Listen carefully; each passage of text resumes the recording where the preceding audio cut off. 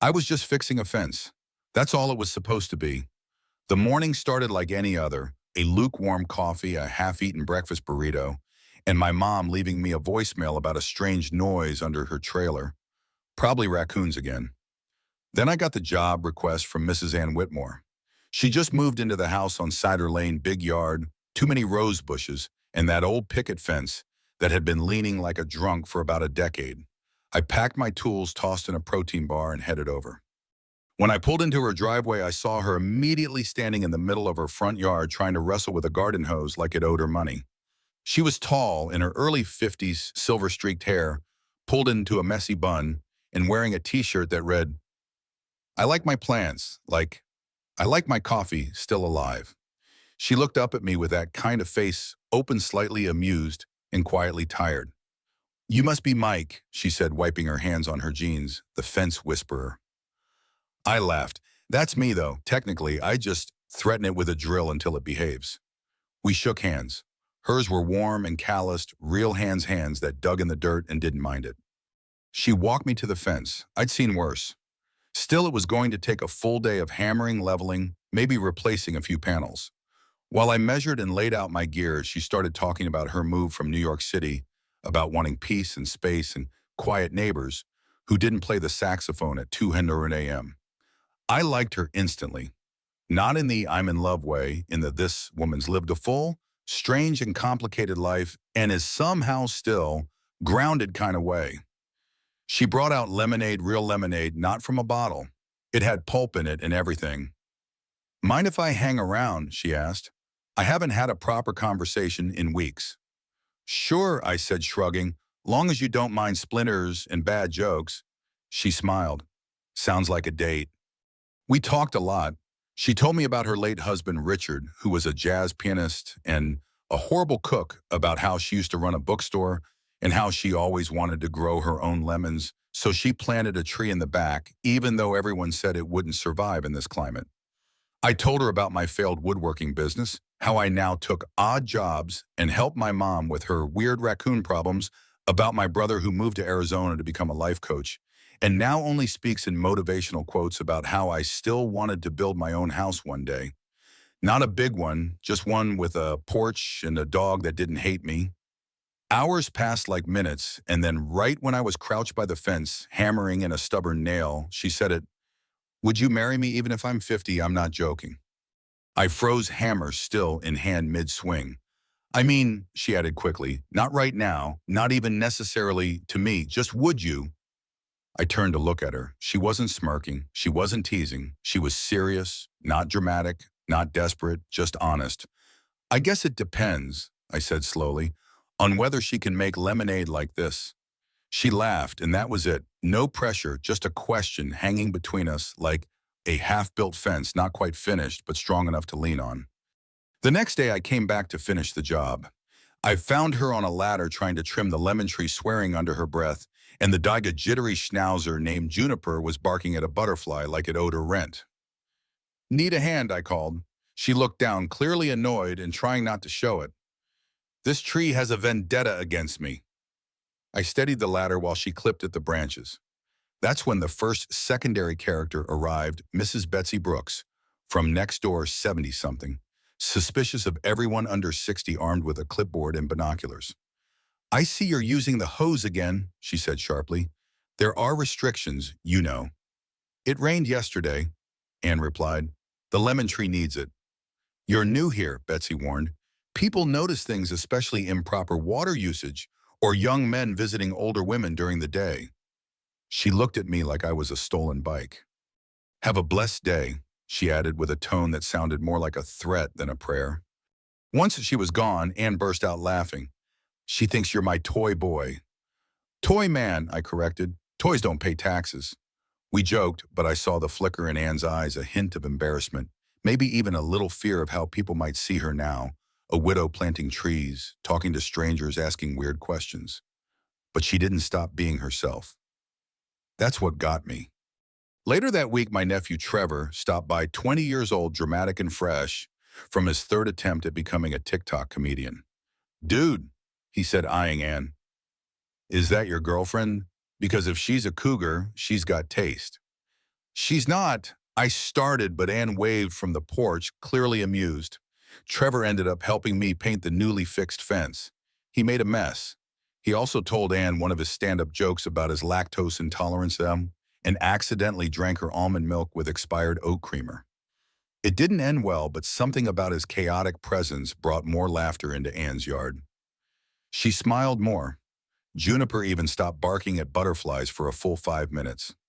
Before I left that evening, Anne handed me a paper bag with 3 lemons inside.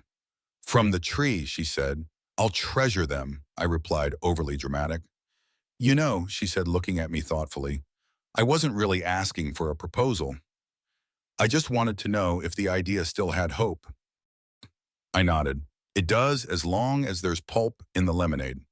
She smiled and turned away, but I saw her wipe her eye just for a second. As I drove home, I kept thinking I was just fixing a fence, but maybe she was fixing something else. I stopped by with the excuse that I had forgotten my level. I hadn't. I just wanted to see her. She was in the backyard, kneeling by a garden bed, muttering about gophers. "You again?" she said, smiling without looking up. "Back for more pulp and drama. More like emotional whiplash and secondhand gardening trauma," I said, leaning on the fence I just fixed. Juniper barked at me, then at a leaf, then at the sky, typical Tuesday. "I brought coffee," I added, holding up 2 cups. "You angel," she said, taking one and sighing dramatically. "I needed this. I'm waging war on the underground mafia gophers and their cousins." We sat on the porch steps, sipping in silence for a moment. "You meant that question, didn't you?" I asked. She looked sideways at me. "Still thinking about it, can't stop." Anne nodded slowly. "I wasn't proposing. I was just wondering if men like you still existed, fence guys with unresolved issues and mom voicemail trauma." She laughed. "No men who don't look at a woman's age like a deadline." That stuck with me. That weekend, things got more complicated. My mom called in a panic, not about raccoons this time. Her water heater had exploded, so I drove out to her place and spent the day ankle-deep in lukewarm chaos while she offered me banana bread and unsolicited updates on my ex Linda. "She's back in town, you know," she said. I didn't answer. "Looks like she's dating a dentist now. A very nice dentist, good posture." I gave her the look. "I'm just saying," she added, "your teeth could use, Mom." After the repair and emotional damage, I stopped at Anne's. I hadn't planned to. I just needed peace. She was hosting a book club, 10 women all over 45 drinking wine, and passionately arguing about whether the protagonist of some novel was emotionally constipated or just British. I was about to leave when she spotted me. "Mike," she called, "you like books, right? Come settle a debate." I tried to flee, I really did, but before I could escape, I was seated in a wicker chair between a retired music teacher named Florence and a yoga instructor named Carla, who said everything in a whisper even when she was angry. Anne handed me a glass of iced tea and smirked. "Brace yourself." Florence leaned in. "What is your take on men who avoid commitment until it's too late?" I froze. Anne choked on her tea. He's not, it's a hypothetical," Florence said, eyes locked on me like a hawk who had just found a juicy field mouse with relationship baggage. "I think some men are just scared," I said. "Not of love, just of screwing it up." Dead silence. Then Carla whispered, "Profound." That night, Anne walked me out to my truck. Her expression had changed, softer, more serious. "You handled that like a champ," she said. "I deserve hazard pay." She hesitated. "Did I embarrass you bringing you into all that?" "No," I said honestly. "It was kind of nice, like being kidnapped by very stylish ants." She laughed, but then the smile faded. "You know, I've been alone for a while," she said. "After Richard, I didn't date, not really. Everyone assumed I wouldn't, that I was too busy grieving or gardening or just done, but I wasn't. I just didn't want to start something fake." I nodded. "I get it. After Linda, I stopped trying. Felt like dating became a performance. I never wanted to be someone's project." She looked at me like she understood exactly what I meant. "That's rare." Then out of nowhere, Trevor showed up, my nephew, wearing a Hawaiian shirt and holding a camera.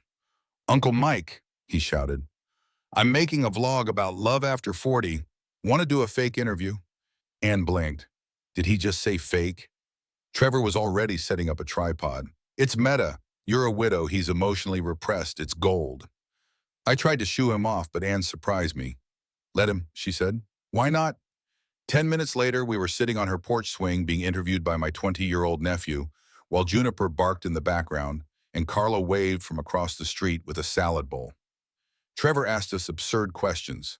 What's the sexiest vegetable? Would you rather die alone or with mismatched furniture? And we answered like professionals. She said, artichokes, and without hesitation, I said IKEA's a deal breaker. We laughed so much my face hurt. For the first time in ages, I felt like I was part of something light and weird and hopeful. The next day, things got real again. Anne found a letter in her mailbox, unsigned typed. It said, some people talk too much and forget how things used to be. Neighbors notice. Watch your step. It shook her. It shook me. And suddenly Cedar Lane didn't feel so peaceful. She didn't cry. Anne doesn't cry in front of people, but I saw it, the crack in her armor, and I knew this wasn't just a nosy neighbor. This was someone trying to shame her into silence. I called the HOA. They denied knowing anything. I filed a police report, but without proof it went nowhere. Still, it did something. It brought us closer. That night, she asked if I'd stay a while, not in a dramatic way, just stay. We sat on her back porch, watching Juniper chase fireflies like they owed her an apology. She put her head on my shoulder, not romantically, just trustingly. I don't know what I'm doing, she admitted, but I think I'm finally ready to stop hiding. I didn't say anything. I just squeezed her hand. For the first time, I didn't feel like I was fixing something broken. I felt like I was part of something being built. The morning after the note, Anne was already outside with a notepad, a highlighter, and a very clear sense of vengeance. Operation Identify All Nosy Neighbors, she declared, scribbling furiously. We start with the worst offenders. I sipped my coffee. You alphabetizing them, alphabetical by offense. Gary from 412 gets bumped up every time he pretends he's not staring at my porch with binoculars. Maybe he's birdwatching. Unless I've become a rare backyard species, he's watching the wrong birds. Anne doesn't take intimidation well. Where most people retreat, she organizes.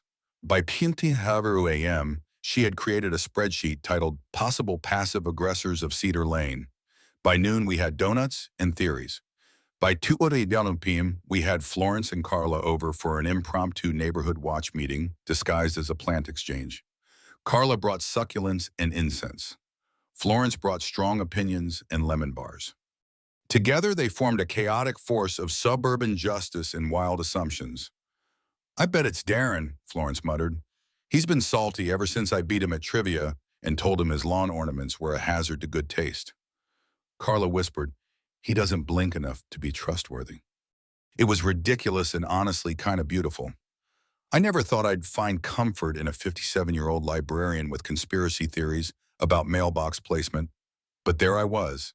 Anne, meanwhile, oscillated between genuine fear and sardonic bravado. That's how she copes, with sharp jokes and sharper eyeliner. But I could see it weighing on her. The note had cracked something deeper, not just about her safety, but her place here. This was her home, her garden, her memories, and someone wanted to make her feel like she didn't belong. That made me angry in a way I hadn't felt in years. A few days later, things got weird. It started with the lemon tree Anne's pride and joy. She talks to it, literally says it helps it grow. I used to tease her about it until I tried it on my pothos. That tree had survived a storm, termites, and a dog with questionable boundaries. So Anne went and came outside and found it chopped down clean at the base, like someone had taken a saw to it in the middle of the night. She screamed. I heard it from my porch and ran. She was standing there barefoot in her robe, staring at the stump like someone had just cut off a limb. For a full minute, she didn't speak, just stared. Then she turned to me and said, now it's war. We called the cops again. This time, Officer Daniels took it seriously, probably because Anne threatened to live stream the next HOA meeting and name names. Daniels nodded slowly. Any suspects? Anne handed him a printed list with color-coded tabs. He blinked. That's comprehensive. Page 4 has the probable saw owners. That night, I stayed over not for anything inappropriate, just support. She didn't want to be alone, and truthfully, neither did I. We sat on her couch wrapped in a blanket watching reruns of Columbo. Juniper snored between us, clearly stressed from all the lemon-based trauma. At some point, Anne leaned her head against my shoulder. "I know it's just a tree," she said softly, "but Richard planted it with me. It was the first thing we did when we moved in. He didn't even like lemons."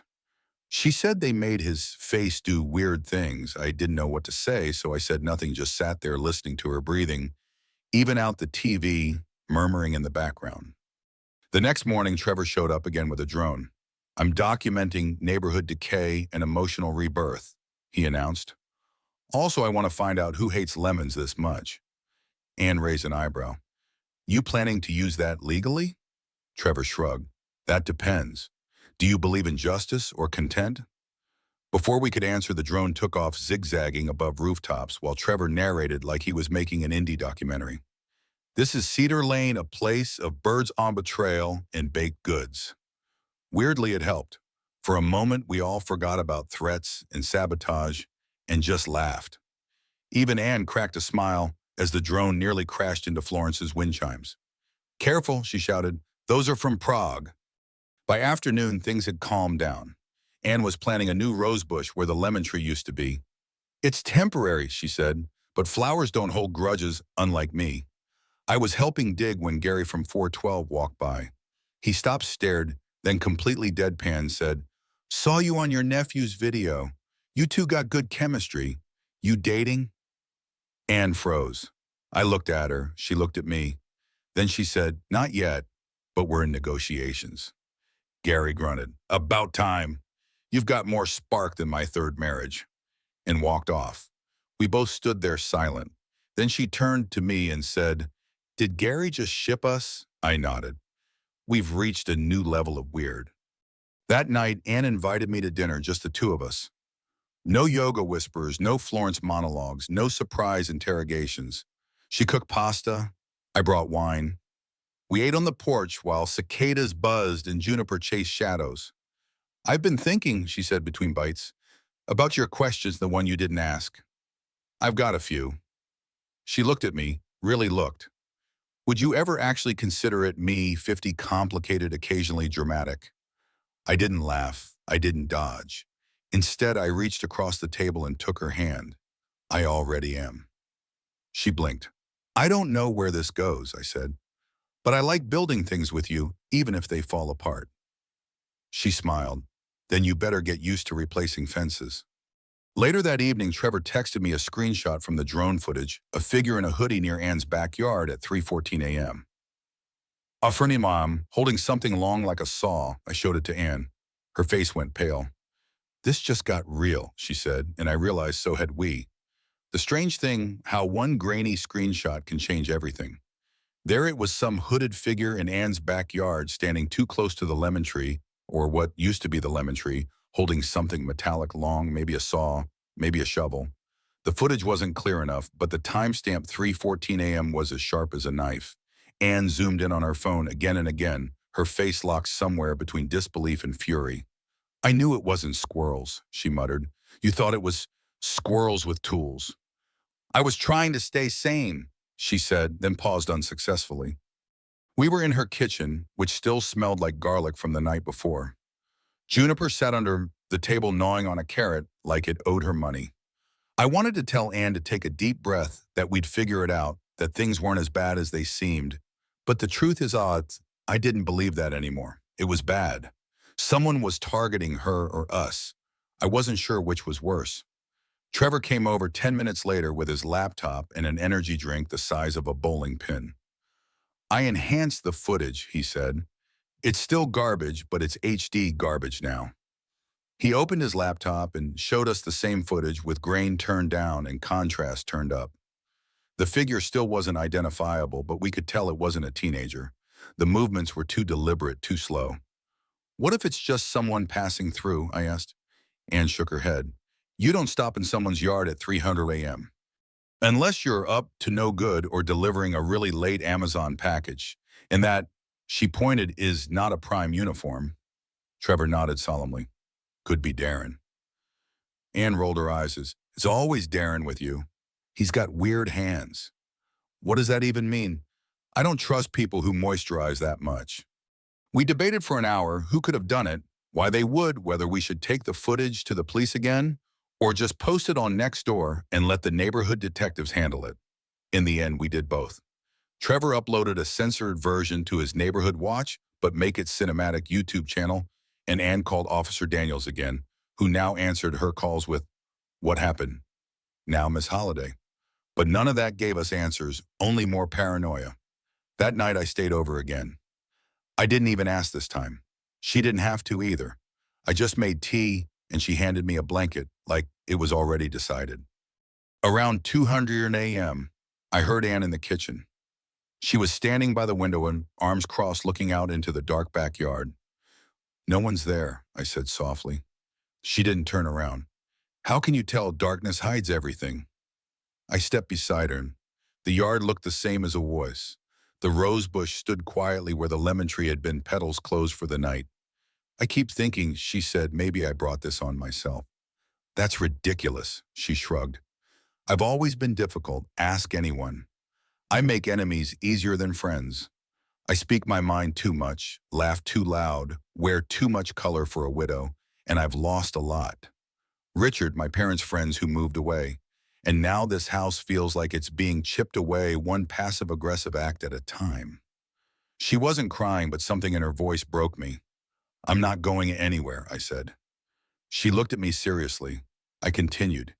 "Even if someone sets fire to the begonias, I'll be here bucket in hand." She let out a small laugh. "You're really not afraid of a little suburban madness, are you?" "Depends," I said. "Does it come with coffee and lemon bars?" The next day, things took a turn. Not dramatic, not explosive, just odd. Someone left a basket on Ann's porch. No note, no explanation. Inside, a single lemon pink ribbon and a crossword puzzle book. Anne stared at it like it might explode.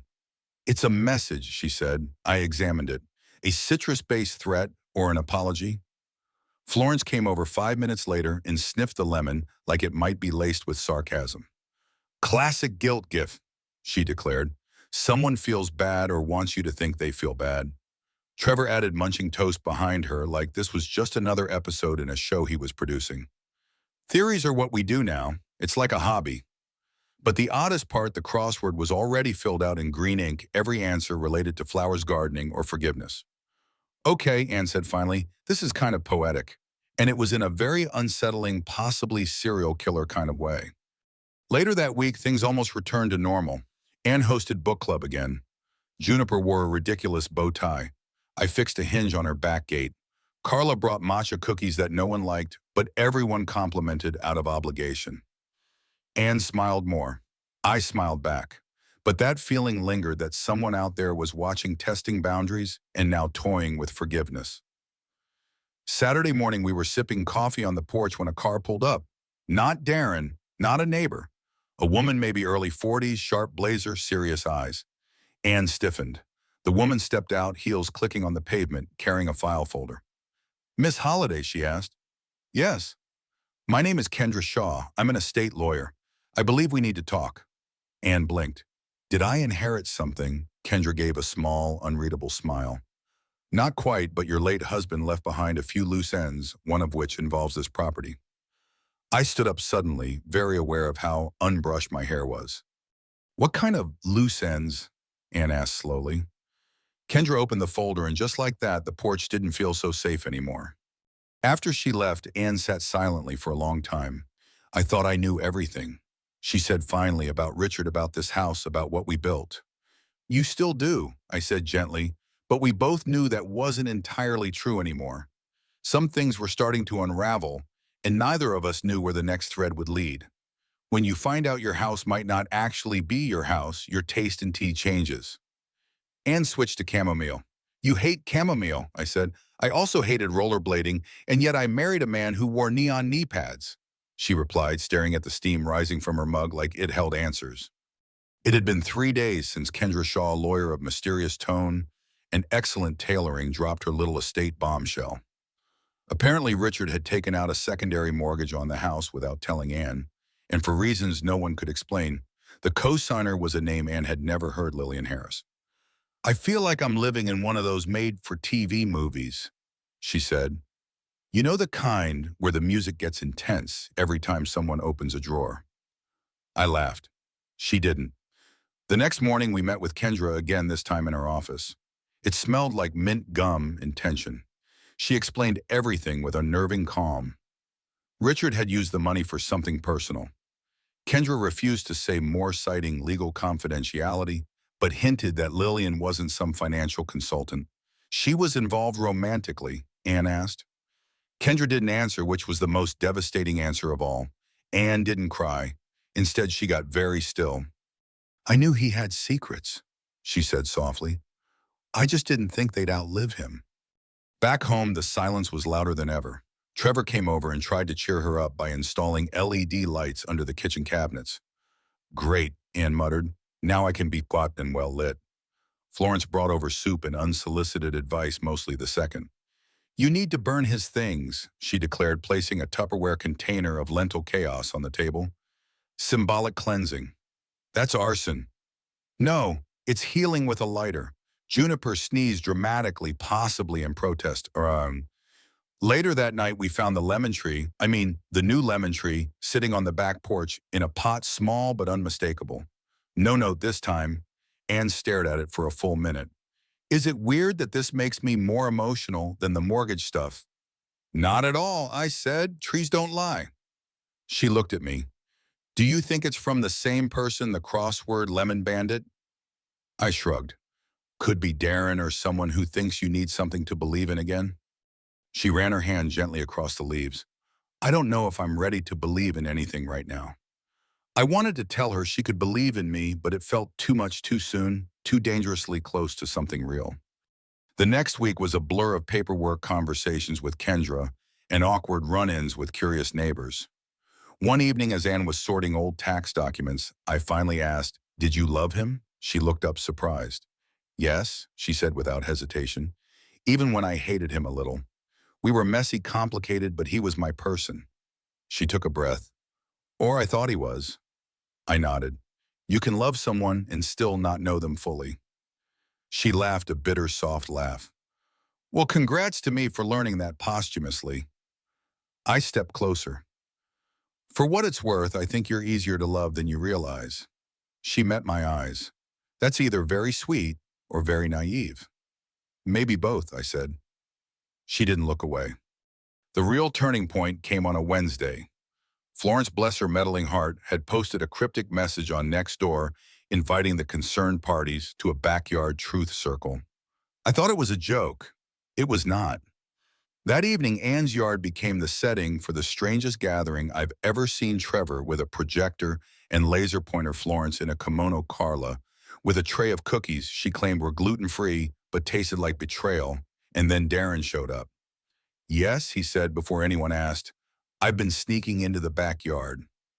Anne's jaw dropped, but only, no, he continued, because I was trying to collect a soil sample from the spot your lemon tree used to be for my horticulture blog. Trevor leaned forward.